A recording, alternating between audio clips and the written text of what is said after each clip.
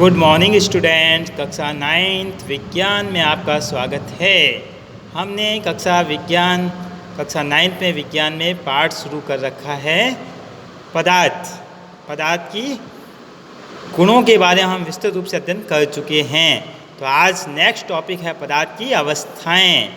आपको बचपन से ही पता है, जहाँ तक मुझे पता है कक्षा 3 में बताया जाता है पदार्थ की अवस्थाएं। तो आपको अच्छे से पता है पदार्थ की 3 अवस्थाएं होती है, ठोस, द्रव और गैस। तो आइए इन सभी अवस्थाओं का अध्ययन करते हैं। ठोस अवस्था, तो एक क्रियाकलाप करते हैं। निम्नलिखित वस्तुओं को आप इकट्ठी करिए। इकट्ठी करने के बाद में पेन, किताब, सुई और लकड़ी, ये 4 चीज़ें आपने इकट्ठी की है।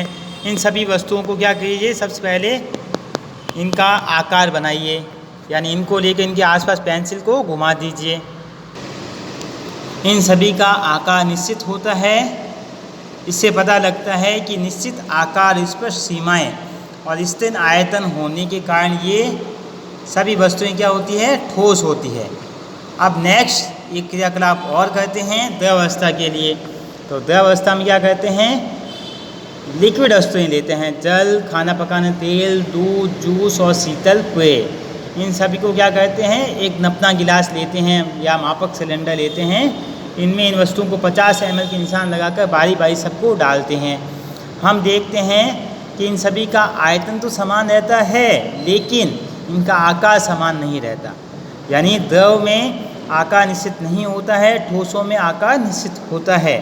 तो द्रव जिनका आकार निश्चित नहीं होता, जिस बर्तन में डालते हैं उसी का आकार ले लेते हैं। द्रवों में बहाव होता है और इनका तल बहता रहता है, इसका मतलब आकार निश्चित नहीं। तीसरा पॉइंट करते हैं गैसीय अवस्था। आपने कभी बचपन में बहुत से गुब्बारे खरीदे होंगे। क्या कभी गुब्बारों का आकार देखा है आपने? बिल्कुल। कभी गुब्बारे हार्ट शेप के होते हैं तो कभी किसी और शेप के। तो गुब्बारों को हम बर्थडे पार्टी में गुब्बारे फुला भी रखे होंगे। जब हम देखते हैं छोटे बड़े हर तरह गुब्बारों को फुलाया जाता है। इस प्रकार से जिन गुब्बारों में जैसी हवा डाली जाती है वैसा ही वो आकार ग्रहण कर लेते हैं। इसका मतलब गैस का कोई आकार नहीं होता है और ना ही ये किसी तरह की क्या करती है, आकृति बनाती है। जिस आकृति में डालते हैं वैसी आकृति ले लेती है। लेकिन एक क्रियाकलाप करते हैं, 100 ml की 3 सीरीज मतलब इंजेक्शन लेते हैं, उसके सिरे पर रबड़ कॉर्क से बंद कर दें। सभी सीरीज पिस्टन को हटा दें। अब पहली में हवा, दूसरी में जल और तीसरे में चौक के टुकड़े भरें, फिर पिस्टन लगा कर उसको प्रेशर दें। सब हवा वाला जो है वो हवा वाला बड़ी आसान से प्रेशराइज होगा। जल में धीरे धीरे होते जल निकलेगा और चौक के टुकड़ों वाला वहीं पर रहेगा। इससे पता लगता है कि गैसों का आकार निश्चित नहीं होता है, गैसों का आयतन निश्चित रहता है, लेकिन गैसें दबाव डालती हैं। गैसों के इसी गुण को हम कहाँ में लेते हैं, LPG या CNG। तो याद कर लीजिए, एक महत्वपूर्ण प्रश्न इसमें निकलता है। LPG का पूरा नाम लिक्विड पेट्रोलियम गैस, हिंदी में बोलें तो द्रवीकृत पेट्रोलियम गैस।